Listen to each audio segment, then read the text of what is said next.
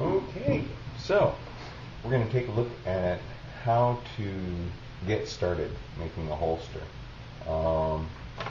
This is, I think, my third attempt. This is an inside the waistband holster right here, and you can see that it attaches with a belt clip. I set the tab on here. I made sort of a sleeve that I sewed in to insert the tabs, the clip, so it's not going anywhere. And the main parts of a holster that you need to cut out of leather are the body of the holster. Now, what I've done here is I've made it out of one piece so that it wraps around, and I've sewed it here. You can make it out of two pieces of leather, but I haven't tried that yet. So you have the body of it that you want to shape and sculpt, and then you have the sweat guard, or an extra flange or flare up here, so that when you're reholstering, you can press it in and reholster it with just one hand. And you also want to have a mouth reinforcer. For that, I've used a second layer of leather. It lends some stiffness. It still has some flex, but inside my pants, it's firm enough that it holds the holster open enough for that. Now, one of these times that I make one, I'm going to try experimentally putting a piece of plastic in here, probably from a detergent bottle, just to give it some more body, some more resistance. Now, this was about my third holster that I made, so I got the technique down fairly well. Now, you'll notice that the belt clip is at an angle, okay, because I don't like vertical drop holsters, okay, because when you think about it, the plane of your body, you want your pistol to set in here like this, so that from the top here to the muzzle, from the heel to the muzzle, is as much in plane with your body as possible, okay? Because with a straight drop holster, it goes this way, and the butt sticks out, it wobbles, and it bumps up against things, and it'll print against your shirt or your jacket. So I set the clip at an angle like that. Now, this was originally made for the Kel-Tec T11, and that's what I used as a model for this. And it worked well. It's really comfortable. But then I discovered the belt clip that Kel-Tec offers for their pistols, and that sort of obviated the need for the holster there. But I later discovered that it fits the Makarov absolutely beautifully, and it holds it securely, and yet it releases nicely. Now, sadly, the PF9 doesn't quite fit it. It will work, but it's kind of awkward, mainly owing to the width of the frame here and the length of the trigger guard.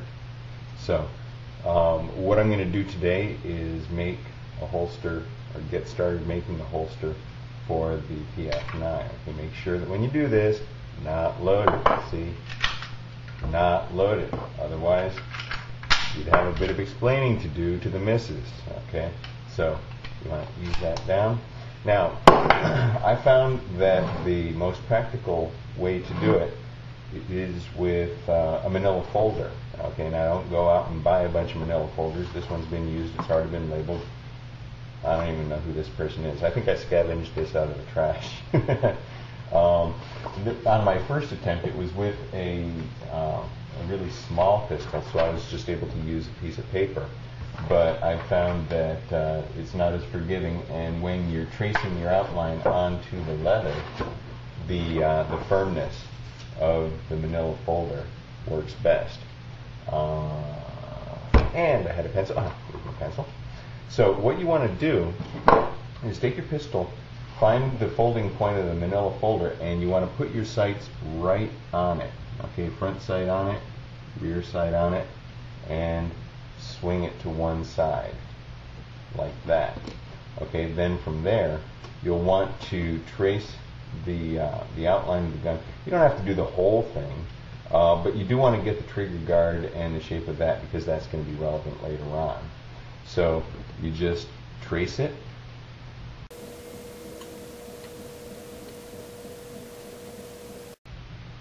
And for now you can do the whole thing. Now you'll notice I'm pressing down pretty hard. I don't want it jostling or moving when I do this.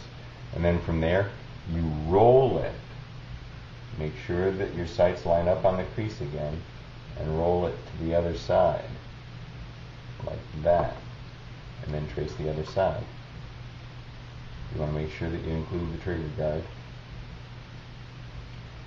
And I just realized that on the other side, I missed a spot.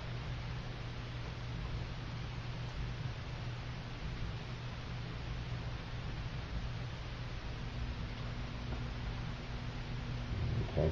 Now, you also want to do the inside of the trigger guard. You don't have to, but it gives you a better feel of where the trigger is. And I'm just going to roll it back here and get the inside of the trigger guard.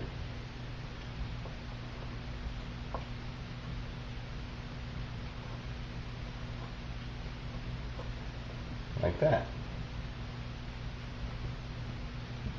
And just do a few more touch-ups. So I'll make sure that I get enough of this. Now, that's what you're ending up with. Okay? It's just a mirror image of the two sides of the gun like that. Now, what I like to do is, let me just see if I have a compass in here, and I do not. I like to use a compass and trace a 1/4 inch from the outline. Now, from here, this is where you have decisions to make. Okay?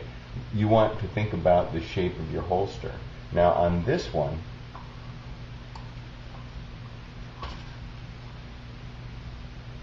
see how it lines up and it's pretty much the same? I contoured it. I had this moved in and wrapped around here like this.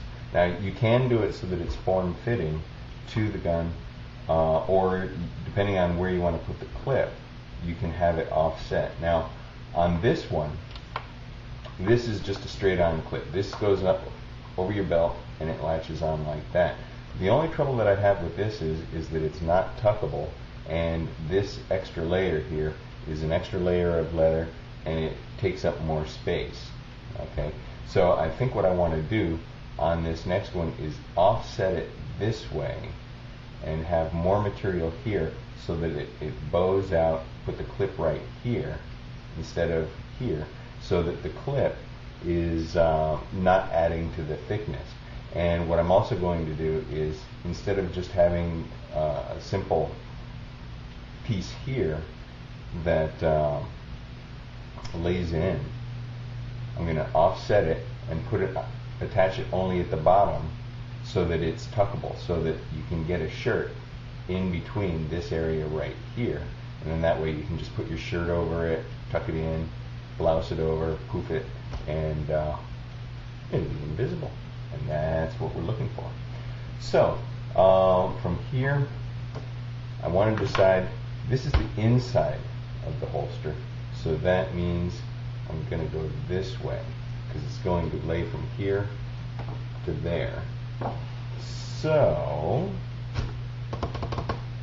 have a little thinking to do. I'm going to put this here.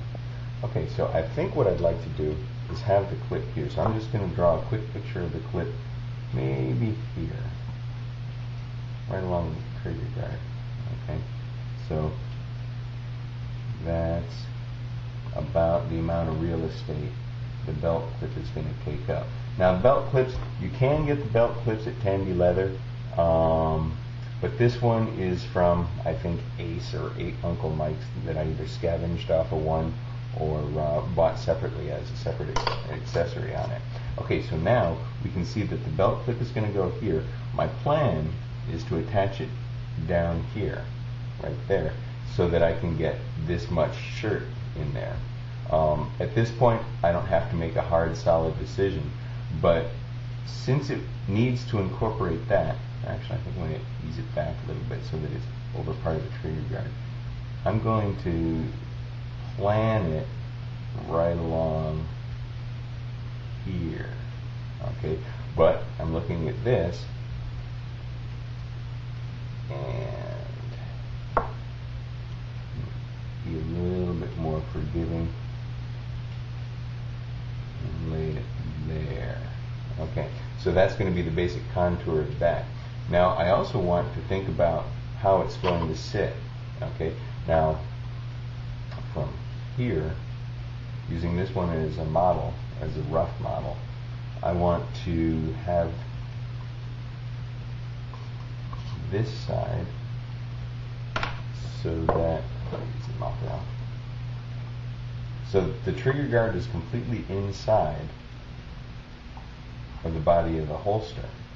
So I'm going to take it right up to where my middle finger would sink in. So on this side, right here is my goal, right there. Okay, now since you want to have the outside, I'm right-handed, so it's the right side, more accessible, I'm going to take it from about here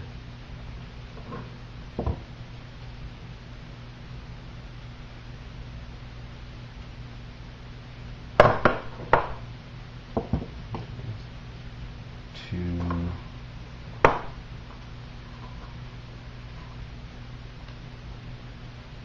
the rear sight. Okay, so my rear sight's here, so I want the actual line to go through right up to the rear sight. Okay, so this is going to be this side. I want this to correspond, so I'm going to run this